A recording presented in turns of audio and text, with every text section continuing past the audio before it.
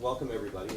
This is the second last biostat seminar of this school year. It's a real pleasure to have Naris, and I'll pronounce his full name in a second, visiting us from Stanford.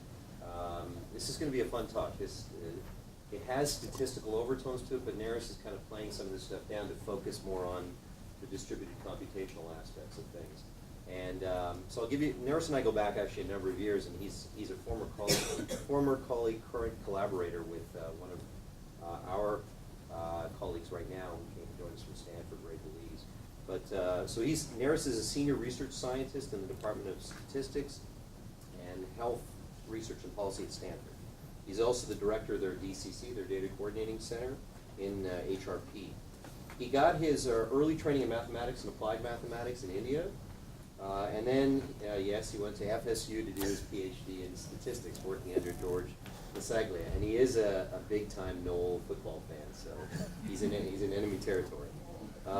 He had faculty positions at the University of Minnesota Morris and then Penn State University at Erie before moving to Stanford, where he's been there for a number of years now.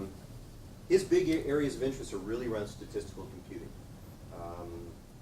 He develops modern tools for statistical computing, tools for seamless clinical trial designs. He's been looking at ways of disseminating new methodology over the web, as well as integrating it into commonly used tools such as spreadsheets. So some of the things that I'm going to list off here are tools that you, more than likely, if you've done anything in the world of genomics, if you sort of played around in some of these worlds, you'll know these names. SAM, significance analysis of microarrays; PAM, prediction analysis of microarrays; the impute procedure for doing k-nearest neighbors imputation for genomics data; correlate, which is another supervised kind of based procedure; and then he has a number of modules that he's written for subject randomization systems and seamless phase 2 and phase 3 clinical trial designs. So he's broad-based, very knowledgeable in how statistics and computation kind of work together in solving real-world problems. And so it's a real pleasure to have him here. He's going to be speaking to us today about distributed computation on medical databases. And this stuff is very cool. He's recently published this stuff. Welcome. Well, thank you, Sunil, for that nice introduction. As I said, I'm very pleased to be here. Despite getting my degree at Florida State, I've never been to Miami. This is my first visit to Miami. And I'm really thankful for the wonderful hospitality, even though I'm an enemy, so to speak. So I should say that this is actually work that we just did sort of completed at the end of last year, and more work that's it's under development at this point, and we are adding more capabilities to the distributed computations we can do, and so I'll mention that at the end. So let me begin with the setting. So I think it's important these days to actually have data that is large enough to be able to get reliable and stable modeling of outcomes. So typically people, the advantages of this are, number one, you have a large N, which means you have a better precision of estimates, and you have more power for detecting differences and things of that nature. And secondly, you can also probably include more features that different data sets may have when you actually if there's a researcher in one institution and a researcher in another who share similar interests, then they're probably going to gather some similar kinds of features on patients that are of interest to them. And also, I think in these days, there's a big focus on what they call learning healthcare systems. And the idea there is to actually have point-of-care computation to be able to suggest a therapy or some kind of a treatment for patients like me, so to speak. And again, so if you have a large data set, there's more of a chance that you'll find patients like me, or more patients like me, let's say. So I think sharing data is, so in some sense it's actually something that everybody likes to do. And in fact, NIH requires sharing of data from funded projects. The place where this has been most successful is in the omics area. So you already you see the benefits these days, for example, of having an archive like Genome Expression Omnibus. And and also if you, for example, if you're interested in glioblastoma, for example, you can look at the Rembrandt project, and there's a whole bunch of arrays that everybody's curated and made available together. However, when you have a mix of clinical data and also data that is actually there from, say, electronic medical records, where the data is not always very structured. So you actually have to mine the data to actually come up with features and so on. So you see less of that happening. And so people tend to sort of focus on an area and maybe create some registries or something like that. And even in registries, mostly, at least as far as I know, there's structured data that people use. But I think more and more these days, people are mining EHR to actually include some clinical features. And of course, you anonymize data to make sure that you're not, if you're suitably petrified, so to speak, you anonymize stuff so that you don't release personal information out into the web and so on and so forth. And then you also have specialized data sets. For example, if you look at the CIBMTR, that's the bone marrow transplant registry. And there, every center that does bone marrow transplants, for example, has to submit data to the registry.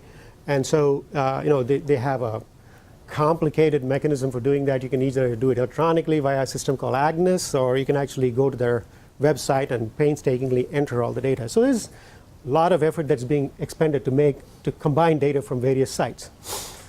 And of course, in dbGaP and Framingham data sets are, of course, one of the most well-known data sets. And these are actually something that's curated by a very dedicated group. And you have to follow some rules of conduct and so on and so forth. So there's quite a bit of effort that is involved in curating these data. However, despite all the intentions, there are quite a few barriers to data aggregation. And I've listed a few of these. For example, lack of standardization, especially, for example, something is coded in one way in one center versus another. There's some harmonization that has to take place. And there are also privacy concerns. Well, hospital CIOs are not, or cancer center CIOs or whatever, are not very often, they're not going to let data sort of flow out of their center without some audits or something like that as regards privacy, that the data is really anonymized. Remember that there is no such thing as 100% anonymization, at least at this point in time. Maybe it'll change later. And there's also some reluctance to seed control. So even when you have data that is, that people have said, okay, we can release this data and so on. Well, the point is that once you give the data to, say, a central site which aggregates all these data, then, and later, let's say you no longer contribute to that project or something like that, you don't know what really happened. Even though the site says, oh, we destroyed the data, you're not really sure. So there are all these issues there. Also, I should also mention there's always proprietary attitudes to data too. That's not going to change. And it's human nature.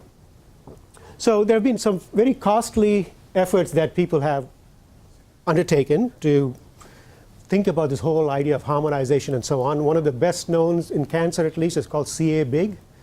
If you remember in the early 2000s and so on, there was a lot of money, millions and millions of dollars expended to actually have everybody agree on the semantics of what a field might mean and so on and so forth. Now, they've had a few successes, but nothing close to the amount of investment they've made. And again, even when you do those aggregations, sometimes the sheer complexity and size of these databases makes it very hard to do things. And so, for example, you have things like the NIH Collaborators, which is actually a research network where NIH is thinking of distributing the data and letting each site have control over it. I won't read the whole thing, but I'll just draw your attention to this bullet point, for example. It says that, this one here. It says, facilitates multi-site distributed querying of data resources while allowing the data to remain in control of the data owners. That's a key vision of this research network. And the second thing also they say is the following. So if you look at the last sentence, it says, if they agree to collaborate, then the organizations holding data can allow secure distributed querying of their research data sets by individuals whom they authorize on a case-by-case basis. The distributed querying is accomplished by sending the question to the data. Results that are returned are often aggregate results without confidential or proprietary data. The level of data sharing is determined in advance as part of the collaboration agreement. So this is really where I'm going to be focusing my talk on. The point, of course, is the fact that I'm not just interested in distributing querying of data. I'm actually interested in doing something a little more beyond that, like, for example, doing statistics with this. I'm a statistician, and one of the most common tools that I use in the cancer center, of course, is a Cox model, survival analysis, something like that. So I'm going to talk today about how you can do those kinds of computations on distributed databases. By the way, feel free to stop me at any point and ask me questions. I'm happy to answer. Okay. All right, so what's the point here? So the main thing is that statisticians have long known that data aggregation is not always necessary. You can have data at your site, but the computations can be distributed. And let's take a few examples of this. See, if the most common thing that when you fit a model is do something like a maximum likelihood calculation. And that means that you're actually maximizing, you're doing some numerical optimization in some cases, where you're maximizing a function that is computed on your data, okay, the likelihood function. And the point is that if you look at the form of the likelihood, and I've sort of limited the mathematics a little bit for this talk, but the main thing I'll have some formulas just in case you're so mathematically inclined. The intermediate computations are really sums of things, and when you have sums of things, they break up as sums of quantities computed on local data at the sites. Okay. So what you could do is that you can actually fit those models by just asking each of the sites to do their part, and then aggregating at one place where you're just getting those summaries. And I'll show you exactly how that works in some detail. Other kinds of things you can do are also, for example, you can do iterative algorithms, which means you can ask it to do one thing in a long loop. For example, you can ask a site to compute one statistic after another. And so a singular value decomposition, which is an important tool, for example, is something that you can implement in this kind of a model. And there are several more. And there are big data analogs of these things also that you can do and that we're working on. And this is nice because of the fact that, well, you'd like to, people to also somehow share the burden of computation, not just the data. Well, when you have large amounts of data, if you try to get it all together in one place and try to compute, well, that also adds up in terms of how much memory you'll need for your server and all those things. So actually, in the long run, in terms of scalability, it makes sense to also distribute the computation and have the sites bear some of the burden in terms of the computational issues. So here's the outline. So I'm going to talk a little bit about some previous work.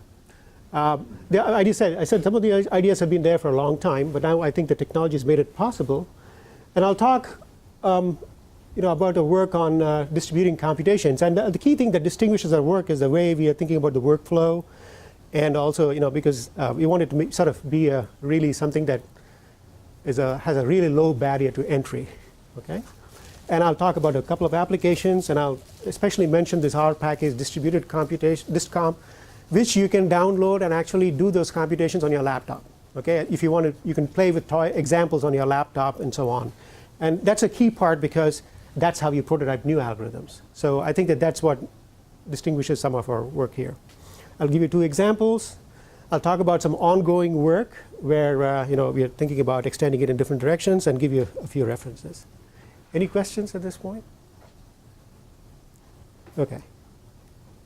Well, I should acknowledge my collaborators at Stanford. Marina Bindersky is actually a PhD student in bioinformatics. Samuel Gross is a PhD student in statistics, will be graduating this year. Rob Tupshani student, in fact. Philip Labori is the chairman of HRP and my boss. And Daniel Rubin is a radiologist in the Cancer Center. So previous work. So I'm only mentioning, I really should not talk much about this, but I want to be complete. I don't think that this is actually a viable option, but I want to talk about just a recent paper that actually by 2013 describing a web-based grid logistic regression service. The idea is the following, that you can actually fit logistic regression models where each center can keep its data. And the point is that and there is a central site which is actually going to fit the model, and all it'll do is get some local statistics from each of the participating sites. And it uses secure protocol, HTTPS, and so on and so forth. And there's the URL for the website. The problem here is that it uses a heavy client and a light server framework, which means that a lot of the computation gets done on your side, on the participating side. And the actual central part that actually does the computation is actually quite lightweight. And the way you do it, you participate in a computation is to actually register yourself, and then you get an email that says, OK, you're welcome to participate in this conversation, in this computation. And then you actually have your data ready. You create a computation task, and then invite others to sort of join the computations that they're interested in. The only requirement is that you need a browser. Okay? So really, your computing engine is a browser, except it has Java applets. It's using Java applets to do this. Also, any participant can trigger a computation, but in the paper, they're not very clear about whether there's one computation. Like, for example, let's say there's one guy here, and a third guy. Well, he starts a computation. Well, it doesn't mean that this guy also can start a computation concurrently. I mean, there are lots of details like that the paper doesn't mention. But I mentioned this, but I want to say that this is not a very scalable solution. I'll tell you why. If you go to your cancer center, I can tell you, you can try this at your cancer center and say, hey, I want to participate in this computation. I want to enable Java. I think that any IT person at this point will immediately, their brows will be raised, and they'll say, wait a minute, with Java we have so many security issues, and also if you're on a Mac like me or something like that, try getting Java to work. No, you can get it to work, but the point is that there are lots of little hoops you have to jump through. In fact, by the way, I also tried I've been trying to hit that website for the last week or two. It's dead. Okay, so I don't know whether this project is. So I would say, for all practical purposes, it seems to be not developed at this point. Okay, and here's a more substantial piece of work. I think that they actually describe the right ideas here. So they talk about fitting generalized linear models. And so generalized linear models are really important, and they are very, very useful because they subsume among them your standard linear regression, Poisson regression, all kinds of various logistic regression, all kinds of things like that. So it's really useful to be able to do this in a distributed way. And the whole project seems to have arisen from this OBIBA software suite. And the idea is that they have various components, and one part of it called Data Shield is the one that actually does this distributed computation. So this project is not unlike ours. Okay? And the point is that they can fit the IRLS, which is sort of a Newton-Raphson-like method for fitting a GLM. And again, they use only summary statistics from the data. They make use of R, which is like us. By the way, I assume that everybody here knows R at this point. R is the most important tool for statisticians. So it's good that they also make use of R like us. Of course, the only thing is that they do this in the context of their suite of software, and that differentiates it a little bit from ours approach. So just to set this, figure out the setting here. So remember this. On the left, you have this aggregated data. So you have the Ys, the response, and the design covariates, and so on and so forth. So if you had all the data in one place, then this would be the data set you're dealing with. So you can fit a model and so on and so forth. Of course, this could be very large.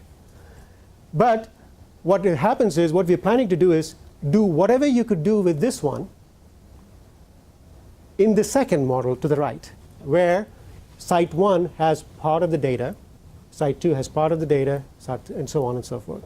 Okay? So this is a setting. You have to always remember that we are now row partitioning the data, not column partitioning. And so if you look at the data shield, how it works is that they have, again, similar idea to ours, which is actually quite the same idea.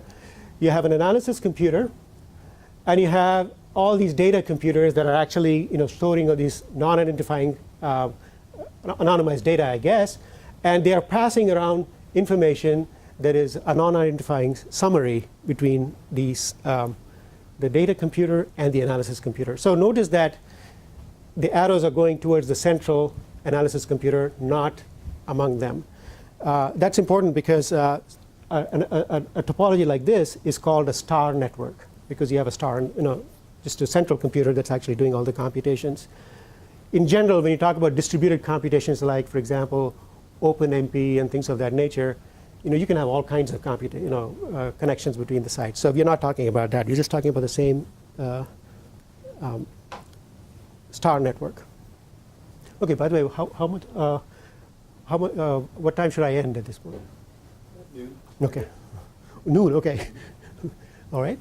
So I also want to sort of address a little bit about the notion of privacy. So I think that the word privacy has, there's quite a bit of work that's been done on this. When you talk to, for example, a person who's actually a cryptographer or something like that, okay? They have various notions of privacy called epsilon differential privacy and so on, which are actually game theoretic notions where you guarantee with a certain probability that you cannot recover some signal. Okay? I'm not talking about that. That's not what we are interested in. There's also another kind of privacy that people can talk about, which is called k-anonymity. And this idea is the fact that you really can only identify, even if you're given summaries and so on, you can only identify patients up to, say, k, where k is the number of people. You can only find k similar people like that. You can't go any lower than k. So the idea here is the fact that the k is large enough that you can't identify a person.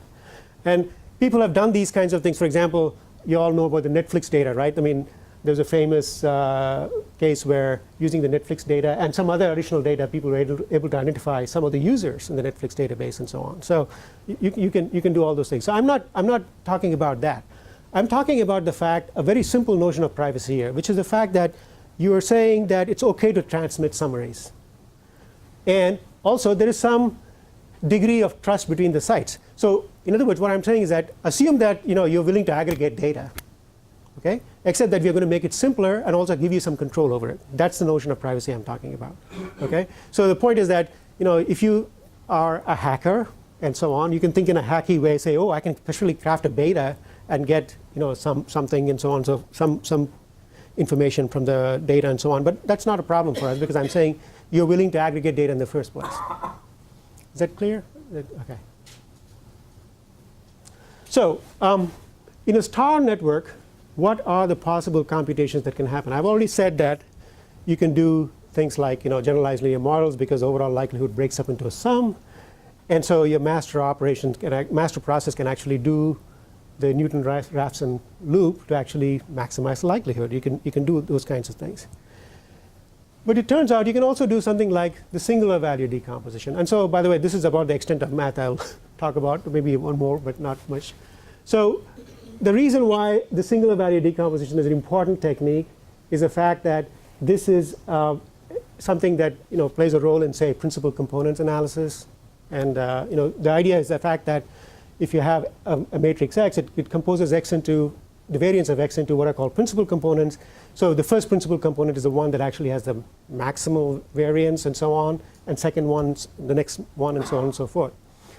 And again, I think that the only thing you need to really remember here is the fact that there are efficient implementations and so on, which is pretty much in every computer that you have.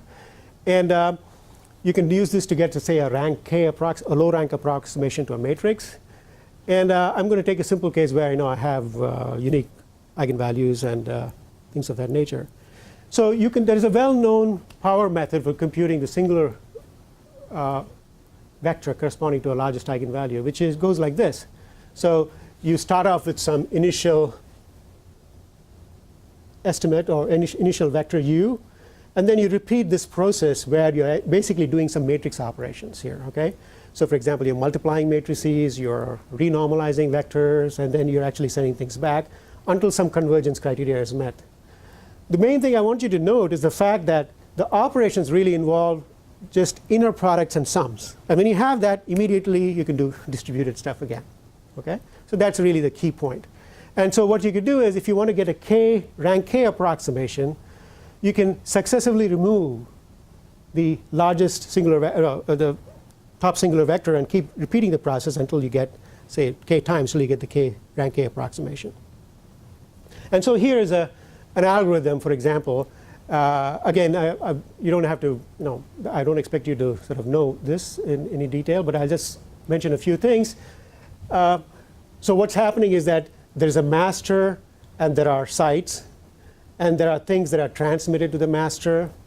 And then, for example, each site is going to do some computation involving some vectors and matrix algebra, and then it will transmit the result back to the sites. Yeah, for example, the norm of u is actually, so this is what the master is doing, by the way. And then, for example, this guy, the master transmits this norm of this vector, v and d to the sites and so on. And then for each site, so this is the loop for each site. And then this is the master again here, does something else. Again, it sends things over to the sites. So it's this back and forth communication between the master and the sites. Okay? And in the end, for example, after some convergence criterion is met, either in terms of the number of iterations or some kind of a tolerance criterion, you just get the singular vectors back. So this, again, is a distributed breakdown of how you would do this. And it works. It actually, I'll show you in a minute that it actually works. Another example that I think, at least for cancer centers, that's important, and in fact, this is exactly how our work got started, because we were interested in doing this. Again, the main thing I want to point out here is the partial likelihood for the Cox model. You again have a sum in the usual counting process notation. And in a multi-center trial, by the way, it's important to, people always fit stratified Cox models because of the fact that each site may have its own mix of patients and so on. So you want to fit a different baseline hazard for the sites. So a stratified Cox model is a natural thing to do. So, however, even though you have a different baseline hazard, the coefficients that are fit are the same. Okay, the single beta is the same. So again, it turns out again that here you can distribute this as well. So the way you would do that is, let's say you have k sites, and so think of this Lk as the partial likelihood. This is the score, and that's the information matrix. Then what you could do is you can start out with an initial beta of 0, set some tolerance, and set a maximum number of iterations. You send your initial estimate of beta to each of those sites. And the sites, each of the sites computes, for example, the results, sends it back. You sum all the quantities that you want, and then take the next step in the Newton iteration. Okay? And then you stop if you have converged. Otherwise, you increment and repeat again. And actually, this, if you use the survival package in R, that's exactly what it does. Okay? Except that you also have to sort of tweak a little bit to get a step halving and so on in case you overshoot and so on and so forth. And the nice thing about the partial likelihood is the Cox one, especially, is the fact that it converges pretty fast. I think the default number of iterations is probably 25, but it usually converges in 10 iterations or so. So this is actually very amenable to implementation in a distributed framework. And here's the pictorial way of looking at it. So here's your master site. So initially, beta is 0. And then if you look at each of these sites, for example, they compute their likelihood, their scores, the information on their data. So this does it on x2, that one does it on x1, this guy does it on x4, and so on and so forth. And all the master site is doing is sending beta over, and this guy is sending back these 3 quantities. Okay, so these are summaries again. So, and then it just does the iteration over there. Yes? So you mentioned earlier about privacy issues. So I realize I'm a little bit unclear, because what you're sending back is just aggregate information. There is no information that's being sent back on any individual patient. Correct. So in that sense, it should be impossible, I would think, to identify individual patients.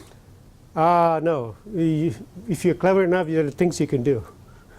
For example, the way I would think about it is as follows. So think of, can I use the board? So I'll take a very simplistic case that kind of gives the idea. I think that's roughly what it is. So suppose you have patient 1, patient 2, and let's say you have patient 3. So this is the data for each of those patients, right? Now, if I send back, if I define a computation enough where I send back a vector 0, 0, 0, 1, for example, just the 0 at the last one, what I could do is that I could sort of get the sum of these guys basically what I'll do is I'll be able to pick out some information on the last column, aggregate all right. But the main point I'm trying to say is that I'm allowed to make an infinite number of queries of this, not just one. So there is a likelihood that you can be clever enough that there's some mischief you can do. I mean, I'm not sure exactly what the mischief is, but I'm saying that there's potential for mischief, I think. And I suspect that if you're clever enough, there is some things you can do. And it's important to have thought through that because this is how hackers think, so to speak. So it would be possible then to think of queries that would decrease the likelihood that this could happen. Yeah. So there are many ways. There are many ways. For example, you could actually obfuscate that. Instead of sending these guys back, for example, I could send back noisy versions of those. So in other words, I could add some random noise to it. Okay? So that kind of obfuscates things like that. There's some work that's been done on this by Shanti Gomatam and other people like that at the NIH and so on. So you can send sort of obfuscated versions of these kinds of things, and then you get only an approximate answer. And so there, you can. So there are many sort of variants of these kinds of things that people could do. But I'm saying that I realize that I'm only giving you a sort of a theoretical example. I'm just thinking that if I sat down long enough, maybe I could come up with a clever algorithm to do that. So I'm not guaranteeing that you can't do that. But I'm saying it's also not something that concerns me, because all I'm trying to say is that if you're willing to aggregate data in the first place, okay, yeah, you'd be able to do this too. All I'm saying is you can aggregate the data, except keep the data at your site. That's all I'm saying. So it's not a concern for me for anything we are doing at this point. That's a good question, though. Anything else? OK.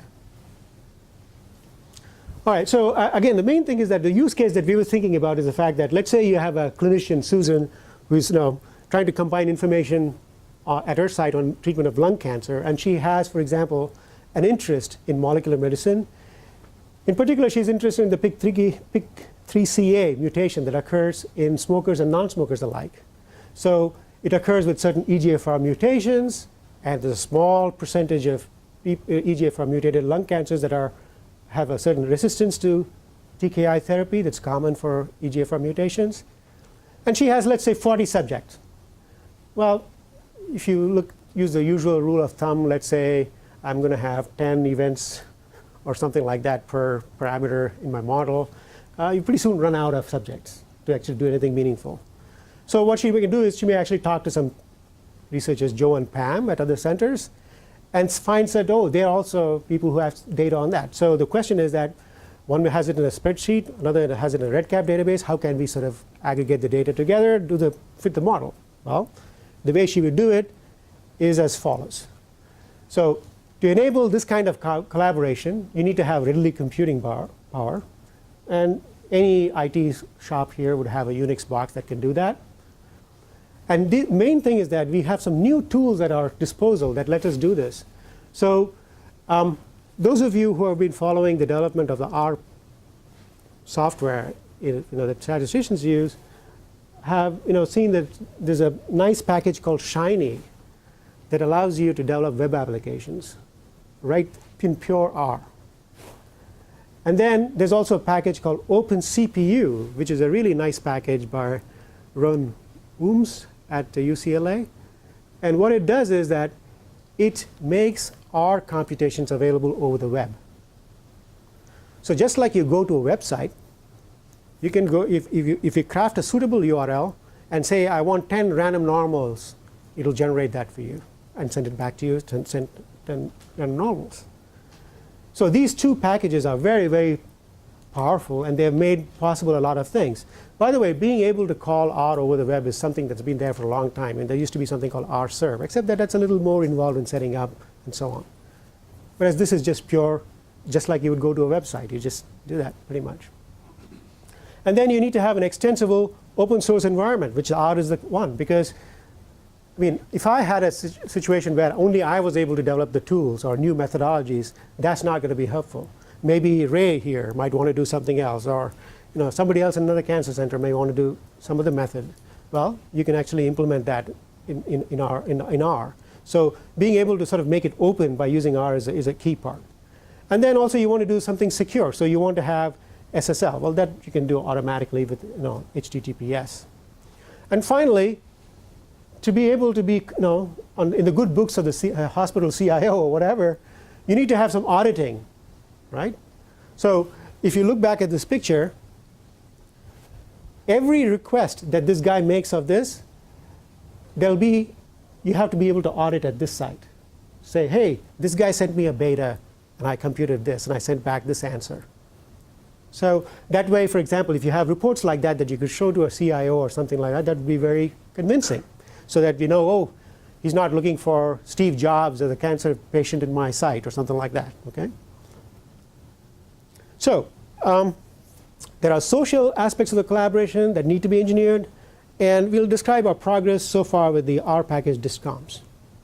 So again, remember, I want to do this in a generic way. I gave you two examples, the SVD and the Cox, because they are important examples. But I want to be able to do this for many other techniques. So I'm talking about a general way of doing this. So the steps are, you need to define the computation. And then whoever wants to participate, including the guy who proposed the computation, has to set up a worker process that actually makes that computation possible. And then you have to also set up a master process that actually runs the computation. And then you just, of course, you run it and then get the result. So I'll go to each of those in turn. So here is a little schematic that tells you. So the requirements are, you need to have R installed, which you can do on your own laptop or anywhere. And you install R package, which is on GitHub or also soon to be on CRAN. You choose, right now, for example, you choose the computation type. As stratified Cox model or rank K SVD, but any others you would develop will also be in the list. And then you give the computation specific parameters. Like, for example, for the Cox model, you have to give a formula. What are the covariates you're using, and what is the response variable? And then once you do for SVD, you may want to say what is K, how close an approximation you want. And then you also want to use exemplar data. You wouldn't be doing this unless you had some data that you actually could do this for yourself. So you need to have some exemplar data. Once you do that, out comes some quantity that is a definition. And so that definition is what's going to drive the rest of the steps forward. So there's a function in our package called define new computation that does precisely that. And how does that look? So if you type define new computation, you get a nice website like this. You give some name for your project, you give some description, and then you choose from the list what you want, and you continue. And so now it says, OK, you chose the stratified Cox model, so now give me a data that you want to exemplar data. So here's a data set I uploaded, and it tells me about my data frame and so on. And then it says, OK, now define the formula. So I actually go ahead and define the formula, and it actually summarizes it for me. It says formula checked. What it does at this point is to see if that formula jives with the data set I actually gave it.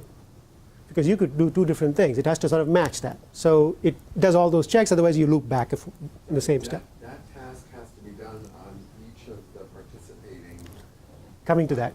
Correct. Coming to that in a minute. Yes.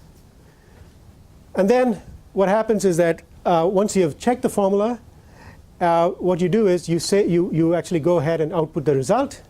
And so the point is that the definition of the computation gets saved. And notice that when you define the computation, there is a generated ID. There's some random sequence of numbers that is generated. So this computation is given as identifier. It's some gibberish of all letters and characters and so on and so forth. Now, at this point, all you've done is define the computation. Okay? So which means you've made sure that you have data that can actually work with that computation. You have a formula. It's something that interests you, and so on and so forth. So once that's done, now you go to the next site. So now you need to set up the worker. And this is where I'm coming to what you're saying. So here, you take the definition that you got from the previous step. Now that definition, by the way, can be distributed to every site. There's nothing, if you go back here, notice that there is no identifying information on anything of that sort. this is purely just some description of a computation. So it can be freely shared. You can put it up on a website or on Facebook. It's not a problem. Okay? Because even though I use the data, I only use the data to check the veracity of the computation. I didn't put the data in here. Okay. So once you've done that, you set up a worker. And then here you pass it the definition. And you actually, your site data, again, you have to pass it. And then there's something called the OpenCPU URL. So this is where I told you about the Unix box. So I assume that what we are envisioning is every cancer center or something like that will have an OpenCPU server that they have designated for these kinds of computations. One would be enough. A single OpenCPU server can participate in hundreds of computations. So you don't have to redo this over and over again. Just one for a site. So you need the URL for that. And then you basically repeat. So you actually, once you give it this input, you actually have the site become live for that computation. And you need to do that for each of these sites that are participating in the. So how does that happen? So here we go. So I took the definition that I had previously. I uploaded that. It just regurgitates back to me what the computation is. It says continue. I continue and I say, OK, here's my data set. Let's put it up. So I uploaded the data set that I had.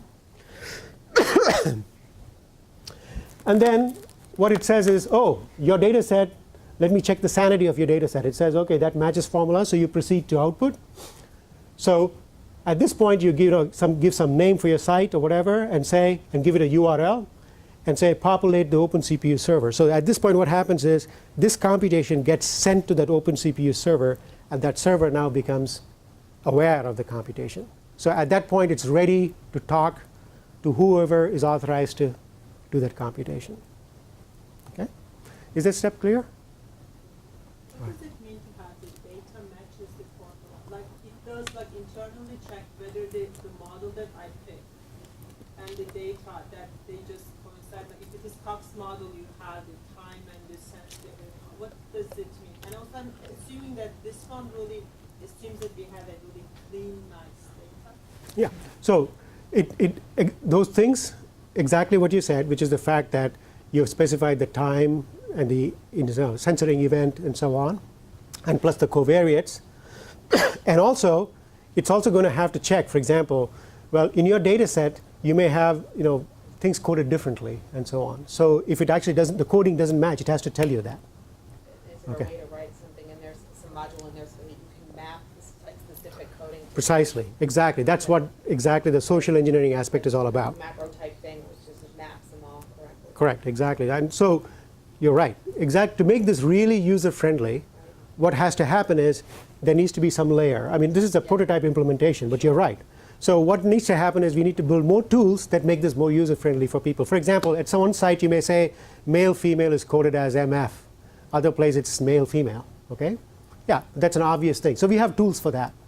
But I'm saying that the prototypical implementation will have to be improved to do that better. But that's not a hard problem. It's just a sort of bookkeeping and making things user-friendly. Okay? Yeah, so you're right. So once that's done, the server is populated. And so the servers are, at this point, for example, now you have many. So you do that for each site. So all these guys are now live, and they can do the computation. Okay? So now the next part is, OK, how do you drive that computation? So you take the definition file again.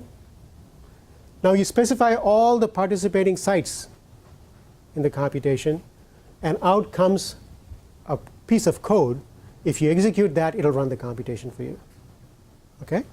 So here's the example. So I actually uploaded the computation. I specified site 1. I specified site 2. And I say, OK, save code. And it's done. So at this point, there's a file that has the code that I need to run. Okay? If you double-click on that, for example, it's going to actually do the computation. So here's an example. And by the way, the screenshots are all from this example here. So here's an example where, for example, for those of you who are programmers, I've taken this data set where this is the aggregated data set, data all together in one place. I specify a formula. I notice that I'm using a strata here. Okay? And then when I run it, for example, I can actually get the model fit, the p-values, and things of that nature. Okay? So this is the aggregated fit. This is assuming everything is in one place. If you look at the output of that program, steps I went through, for example, it is something like this. And you don't need to really look at that except to note that all the sites are all added and so on and so forth. And it's just going to run it. And if you run this one, here's the output. But when you run this one, it's actually talking to things that may be across the Atlantic, across. In fact, we have done this example with a UK site and 2 US sites, and it works perfectly well. Okay? So it'll make queries, and it takes about 2 minutes on this data set, for example. And on larger data sets, of course, it'll take longer. But I told you the Cox regression is a nice one where things converge pretty fast. And if you look at these numbers, for example, it's hard to see. I should have put two together in the same place. These are exactly the same values. Okay, so negative 0.026, and the p-values are all exactly the same. Okay? Yes? So how much preparation was needed to make it so that you could process the data in the UK and the US? Because what agreements did you have in place to make data tractable by the program? So what happened is that there's Daniel, for example, Daniel Rubin, who I mentioned, he's got a long-standing interest in melanoma. So he had to contact some researchers there, and they thought that this was a good thing to do because melanoma is, again, at Stanford we have too few patients, and only by aggregation can we get make any meaningful sense of the data. So as to what real agreements they had. Well, not so much the agreements, but in terms of making the data machine readable from somewhere else. We have lots of different ways of data that are represented. You mentioned that at the beginning. If they're not interoperable or they're not yeah. Well, I see. I don't know the answer to that question, and I think in a way, if you're really interested, by the way, I think that that depends on the level of interest because it puts the burden of actually doing those things at the site where it really belongs, right, so to speak. Right, but if there were standards that we agreed on, we would save a whole lot of trouble, be able to do a whole lot more science. Yeah, but correct, except that the main thing I'm trying to say here is that it is better to adhere to those standards if you have a focused problem. So for example, if I say, oh, I'm interested in the response of melanoma patients, and I want to fit this model, and here are my variables in the model, and they're a finite set, maybe 20. It's easy to do that with 20 rather than to have to do it with thousands of them. That's what so I think that the power of this approach really is the fact that it really is problem focused. And I think that that's what I think it makes attractive. Yes? You mentioned RedCap as a source of standardization. Yeah. Oh, so that's right. So the other thing, thanks Ray for mentioning this. I will come to the end. For example, I'll say that a lot of people have data in RedCap databases, right? So when you create RedCap databases, you can create what's called a data dictionary. That data dictionary you can distribute to your sites and say, hey, at your site, use this data dictionary to populate your data. And that's exactly the standards you mentioned, right? So that's a good point. Yeah. Any other question, by the way? And you mentioned something about like each time when this computation, when we do this computation, there is a unique identifier. Why do you? I didn't understand that part. Well, because you do this one like so many times that why do you want to keep track of that? Because the identifier is actually specifying to me what model you're fitting. So for example, you may use variables 1, 2, and 3 in a model on the data set, even though the data set has 10 variables. Somebody else may use 1, 2, 3, and 4 on the same data set. That's a different model. Or that's just to keep track of what you are. Exactly. Okay. So. But when you are aggregating, you already mentioned that all sites are fitting the same model or not necessarily. But now you said that one site may be modeling using variable 1, 2, 3, another 4, 5, 7.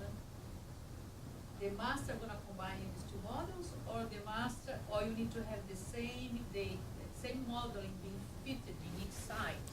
So in the iteration, the model fitted is the same. You can't have models changing because that doesn't make sense, right? But the point is that I'm saying you can have two instances. One instance using 3 variables, one instance using 4 variables. That's two different summaries, that aggregation model. Yeah. Okay. Two different projects. Okay, I'm sorry. But that's a good question, though. Good.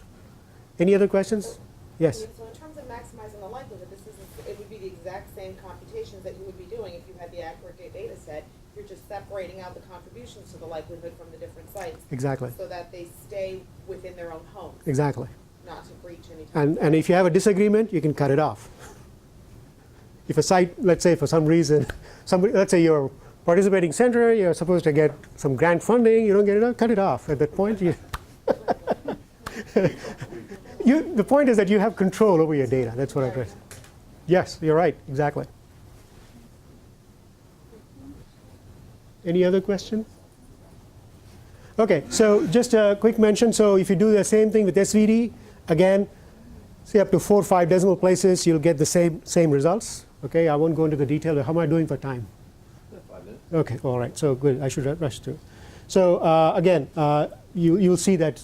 So let's look at these columns. They're similar except for the signs, which is well known. You can only identify vectors up to a sign change. So that's okay. Okay, so I think that I'm coming to the end anyway. So I use examples here where I use the CSV files, but REDCap is no different, or any other database is no different. The point is that you have to specify for me the database credentials.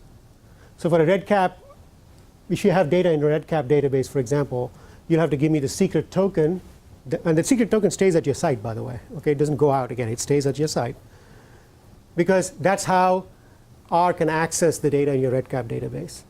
Okay, just a way of sort of getting at the data. And we're testing that at the moment, and then we want to make that pretty available to in our package.